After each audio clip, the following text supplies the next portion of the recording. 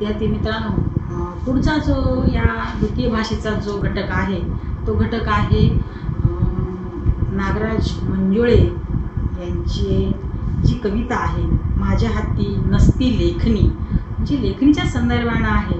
कारण नागराज मंजुळे आपण पाहतोय चित्रपट निर्माता, दिग्दर्शक म्हणून लघुपटा कथाकार अशा स्वरूपाचे वेगवेगळी नामाभिधानं त्यांच्या पाठीशी लागले. आपण ज्या यशस्वी एक व्यक्तिमत्व पाहतो आहोत, त्या यशस्वी व्यक्तिमत्वाच्या मुळाशी कशा स्वरूपाचे कष्ट असतात किंवा श्रम असतात हे पाहत असताना हे आपल्याला या अभ्यासाच्या माध्यमातून अभ्यासावायचं आहे असं आपल्याला पाहता येते. तर त्या नागराज मंजुळेंच्या कविता जी आहे माझ्या हाती नसती लेखणी, ही कविता उन्हाच्या कटाविरुद्ध या कविता संग्रहातून घेतलेली कविता आहे. आता त्यांचा उन्हाचा कटाविरुद्ध हा नावाचा कविता संग्रह आहे. या कविता संग्रहातून ही कविता घेतलेली पाहायला मिळते. थोडक्यात आपण त्यांचं जीवन चरित्र पाहूया. जेऊर तालुका करमाळा, जिल्हा सोलापूर येथील एका गरीब कुटुंबात जन्म. मंजुळे यांचे पदवीपर्यंतचे शिक्षण गावी झाले. पुणे येथे MA MPhil चे शिक्षण पूर्ण करून नगर येथे ते प्रोजेक्ट किंवा प्रकल्पचा एक भाग म्हणून ते गेले असता शिक्षणासाठी. तिथं त्यांनी पिस्तुल्या नावाचा एक लघुपट लिहिला आणि त्या लघुपटाला राष्ट्रपती पुरस्कार मिळाला. तेव्हापासून नागराज मंजुळे यांच्या आपण काय म्हणतोय करिअरमध्ये किंवा ज्याला आपण काय म्हणतोय की भरभराटीमध्ये भर पडलेली पाहायला मिळते की यशस्वीतेकडे त्यांची पूर्णपणे वाटचाल कशी होत गेली तो प्रवास आपल्याला पाहायचा आहे. कवी, अभिनेता, चित्रपट दिग्दर्शक म्हणून ते नावारूपाला आलेले आहेत. फॅन्ड्री असेल, सैराट असेल यासारखे चित्रपटचे निर्माते हे ते आहेत. त्यानंतर त्यांनी उन्हाच्या कटाविरुद्ध हा कविता संग्रह जो लिहिलेला आहे त्या कविता संग्रहाच्यालाही अनेक पुरस्कार मिळालेले पाहायला मिळतात. मराठी चित्रपटसृष्टीतील सर्व चित्रपटांचे त्यांनी या फॅन्ड्री असेल किंवा याला आपण सैराट म्हणतो त्या चित्रपटाने मोडीत काढलेले आहेत असे आपल्याला पाहायला मिळते. बोली भाषेचं एक मूर्तिमंत उदाहरण म्हणून या सैराट चित्रपटाकडे पाहता येतं. सर्वाधिक आर्थिक व्यवहार मोडीत काढणारा मराठी चित्रपट जर कोणता असेल आतापर्यंत तर त्याच्यामध्ये या चित्रपटाचा समावेश केला जातोय. पिस्तुल्या या लघुपटाला राष्ट्रीय पुरस्कार मिळाला आहे. उन्हाच्या कटाविरुद्ध या कविता संग्रहाला भैरूरत्न साहित्य पुरस्कार मिळालेला आहे. नारायण सूर्य पुरस्कार मिळालेला आहे. त्यानंतर काव्य प्रतिभा पुरस्कार आहे. दया पवार स्मृती पुरस्काराने त्यांना सन्मानित केलेले पाहायला मिळते आहे.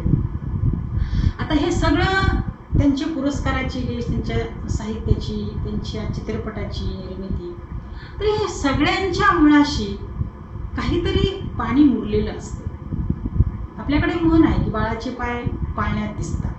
तसं हा कवी जो आहे वयाच्या अगदी 20-22व्या वर्षीपासूनच त्यांनी कविता करायला सुरुवात केली किंवा त्यांनी तशा स्वरूपाचा आपले जीवन अनुभव आहेत ते जीवन अनुभव साहित्याच्या माध्यमातून, कवितेच्या माध्यमातून मांडायला सुरुवात केले. तेच जीवन अनुभव त्यांनी पुन्हा चित्रपटाच्या माध्यमातूनही मांडलेले आपल्याला पाहायला मिळतात. तशा स्वरूपाच्या भूमिका उभ्या करणं, तशा स्वरूपाच्या भूमिका करून घेणं आणि तो एक यशस्वी प्रवास हा करणं हा त्यांच्या विचाराच्या बैठकीतला किंवा त्यांच्या ठाम अशा भूमिकेच्या संदर्भानं आपल्याला तो संदर्भ सांगता येतो आहे. पुढं आपण पाहतोय की लहानपणापासूनच नागराज मंजुळेंना चित्रपट पाहण्याची वेळ होती आणि ते बऱ्याच वेळेला शाळेला दांडी मारून ते चित्रपट पाहायला जायचे. अथक परिश्रम करून चित्रपटात ते आपले स्थान निर्माण केलेले आपल्याला पाहायला मिळतात. पिस्तुल या लघुपटातून शिक्षणासाठी त्यांनी बंड किंवा विद्रोह केल्याचा उल्लेख होतो आहे. फॅन्ड्री चित्रपटातून बिग मोठ्या पडद्यावर ते चित्रपटाकडे झेपावलेले आहेत असे आपल्याला पाहायला मिळते. तर आपल्याला अभ्यासाला जी कविता आहे तर माझ्या हाती नसती लेखणी, तर ही कविता उन्हाच्या कटाविरुद्ध या कविता संग्रहातून घेतलेली आहे असं आपल्याला सांगता येते. आता इथं उन्हाच्या कटाविरुद्ध म्हणत असताना कवीची भूमिका कशा स्वरूपाची आहे की भर उन्हाळ्यामध्ये सगळी झाडांची पानगळ होते, झाडं कोमेजली जातात, झालं त्या झाडाचा खराटा म्हणजे पानं सगळी गळून गेलेली असतात आणि असं खऱ्या अर्थानं सावली देखील राहत नाही. अशा कडक उन्हाळ्यामध्ये खऱ्या अर्थानं जो आपण काय म्हणतोय गुलमोहर हा जो आहे तो गुलमोहर मात्र प्रचंड लालबुंद पिवळा जर्द अशा स्वरूपाचा तो फुलांनी काय केलेला असतो, गर्द झालेला असतो. अजून एक तुम्हाला मुलांना उदाहरण या संदर्भाने सांगता येतं. या कवितेमध्ये तो संदर्भ नाही, या कवितेमध्ये फक्त गुलमोहराचा संदर्भ आहे, पण पळसाचा एक संदर्भ सांगता येतोय. पळस देखील भर उन्हाळ्यामध्ये अनेक दलित कवींनी बंडखोराचं प्रतीक म्हणून पळसाच्या फुलाचं किंवा म्हणजे त्या फुलणाऱ्या भर उन्हाळ्यामध्ये त्याच्या उपमा आपल्या कवितेच्या माध्यमातून दिलेल्या पाहायला मिळत आहेत. तसं इथं नागराज मंजुळे यांनी या म्हणजे भर उन्हाळ्यामध्ये जो गुलमोहर आहे तो गुलमोहर खऱ्या अर्थाने निसर्गाच्या त्या व्यवस्थे विरुद्ध बंड करून तो तसल्या हवामानाला प्रतिकूल अशा हवामानाला प्रतिकार करत करत तो मात्र फुललेला पाहायला मिळतो आहे. ते म्हणतात बघा पुढे बघा, सड झाडा पानाची गळती होते तेव्हा उन्हाविरुद्ध हा विद्रोह करीत तो भरत राहतो. गुलमोहराच्या प्रेमात पडलेला व चित्रपटातून व्यक्त होणारा नागराज मंजुळे. गुलमोहराच्या प्रेमात पडलेला म्हणजे गुलमोहराचं त्यांनी प्रतीक मांडलेलं आहे आणि ते प्रतीक बंडाचं किंवा ज्याला आपण विद्रोहाचं असं म्हणतोय. प्रतिकूल परिस्थितीमध्ये देखील उभा टाकणं हे स्वतःच्या जीवनाशी त्यांनी निगडीत घेतलेलं आहे. वडार समाजात असल्याने अनेक कटू अनुभव त्यांना मिळत गेले. त्या अनुभवाचे त्यांनी संगोपन केले आणि अनेक कलाकृती निर्माण केल्या. सामाजिक वास्तवाची जाणीव चित्रपटातून त्यांनी मांडलेली आपल्याला पाहायला मिळते. बऱ्याच वेळा प्रस्थापितांच्या विरोधात त्यांनी बंड केलेलं पाहायला मिळतोय. साहित्याने चित्रपटाचा त्यांनी आधार घेतलेला या बंडासाठी. पिस्तुल्या लघुपटातील वडार, फॅन्ड्रीमधला कैकाडी, सैराटमधला परिशा या ज्या म्हणजे काय आपण म्हणतोय जातींचं त्यांनी जो इथं ही निवडलेली आहेत ती निवडली नसती तरीही त्यांच्या व्यक्तिरेखा तशा स्वरूप जातीतल्या निवडल्या नसत्या आणि कुठल्याही जातीतील असल्या तरी तो चित्रपट असेच खऱ्या अर्थानं गाजले असते असं आपल्याला म्हणता येते. त्याने जे दुःख, ज्या वेदना, जे सहन केलेलं आहे त्याने आपल्या साहित्यातून व्यक्त केला आपल्याला पाहायला मिळतोय. पारंपरिक मळलेली जी वाट सोडून स्वतःची नवी वाट निर्माण त्यांनी केली. याने आपले अनुभव, दुःख सांगायचे आहे तर त्यांनी त्या साहित्यातून ते मांडलेले आपल्याला पाहायला मिळत आहेत. त्या अनुभवासाठी, त्या दुःखासाठी त्यांनी साहित्याची निर्मिती केली. कविता करताना मला माझ्या जगण्याच्या तऱ्हा म्हणजे त्या कवितेकडे मी कसा आवडलो किंवा कविता कशामुळे मी केल्या त्याची कारणं सांगत आहेत की माझ्या ज्या जगण्याच्या ज्या तऱ्हा होत्या, जीवन जगत असताना मी वडार समाजातला म्हणून मला ज्या समाजामध्ये मी जीवन जगत होतो त्याच्या जगण्याच्या ज्या वेगवेगळ्या तऱ्हा होत्या, ज्या अवतीभोवती पाहत होतो, त्याच्यातून मला काय सुचलं की आपण हे आपलं जीवन कुठेतरी मांडलं पाहिजे, व्यक्त झालं पाहिजे, हे मला वेळोवेळी वाटायचं. अवतीभोवतीची माझी माणसं शब्दामध्ये मांडायला लागलो. आधी मी रोजनीशी लिहिलं म्हणतायत, रोजनीशी लिहित लिहायचो, व्यक्त होत होतो, ही माझी गरज होती असं ते म्हणतायत. आणि मग खऱ्या अर्थानं लोकांनी वाचलं काय नाही वाचलं काय त्याच्याशी मला काही फरक पडत नव्हता, पण अभिव्यक्त होणं एवढाच माझा मुळातला छंद होता, ती माझी गरज होती असं ते म्हणतायत. उन्हात रापलेलं माझं जगणं मला मांडता येणार होतं. उपेक्षितांच्या गरजेतून या अभिव्यक्तीतून तरुण वरी आलो म्हणून मी अभिव्यक्त झालो असंही ते मुखपृष्ठावर धीर गंभीर अशा स्वरूपाचा त्यांचा फोटो आपल्याला आजही काय करतो या कविता संग्रहाच्या सुरुवातीला पाहायला मिळतोय. पहिलीच कविता अशी आहे की माझ्या हाती नसती लेखणी अशा स्वरूपाची कविता आहे बघा. आता ते काय म्हणतायत, त्याच्यानंतर त्यांनी सावली आहे, पत्र आहे, पाऊस आहे, अशा वेगवेगळ्या त्यांनी कविता केलेल्या आहेत. पण त्याची पहिलीच कविता आपल्याला खऱ्या अर्थाने सामाजिक भान, वास्तविक लेखन करणारी आणि एक समाजवाचक म्हणून साहित्यिक हा समाजाचा वाचकच असतो, पण कवी आणखीन समाजाच्या आपलं प्रत्यक्ष जगणं भोगणं ते त्यांनी त्या कवितेतून मांडण्याचा प्रयत्न केलेला आहे असं आपल्याला पाहायला मिळते. आपल्या मनातली दुःख, कोलाहल, वेदना, किंवा खदखद ही जी आहे ती कवितेच्या माध्यमातून त्यांनी मांडलेली आहे असं आपल्याला म्हणता येईल.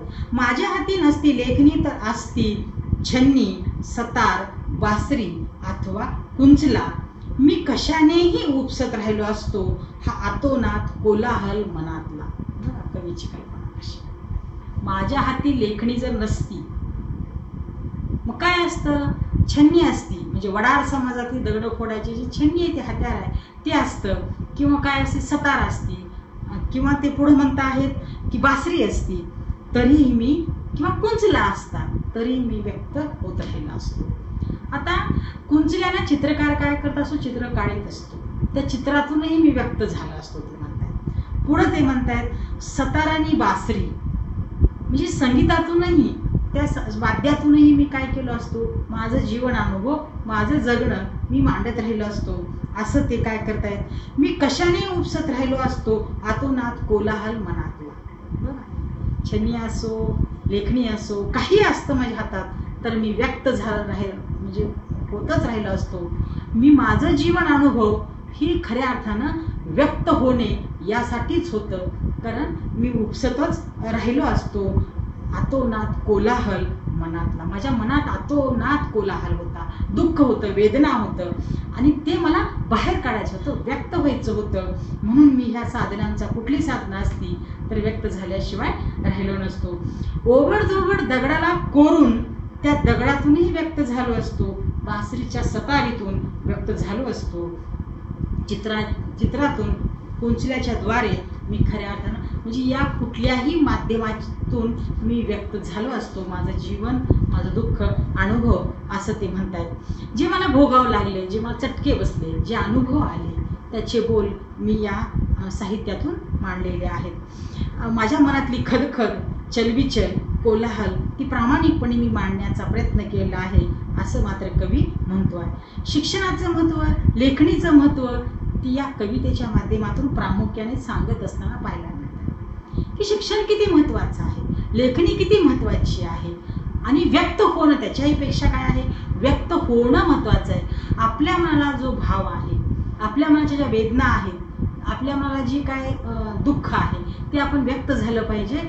या अनुभवाच्या खऱ्या अर्थानं ओळी त्यांच्या पाहायला मिळत आहेत. शिक्षण हे वाघिणीचं दूध आहे, जो पितो तो गुरगुरतो असं म्हटल्या जाते. तो गुरगुरल्याशिवाय राहत नाही. त्याप्रमाणे ह्या लेखणीतून व्यक्त झालो. बासरी सतार हाती आली असती तरीही मी या माध्यमातून व्यक्त झालंच असतो, माझी अवतिकता मांडलीच असती असंही ते काय करतायत. आपला उद्देश या लेखणीतून मांडलेला पाहायला मिळतो आहे. अनुभव विश्व आहे, वास्तववादी आहे. कविता आत्मनिष्ठ आणि आत्मकेंद्री नाही.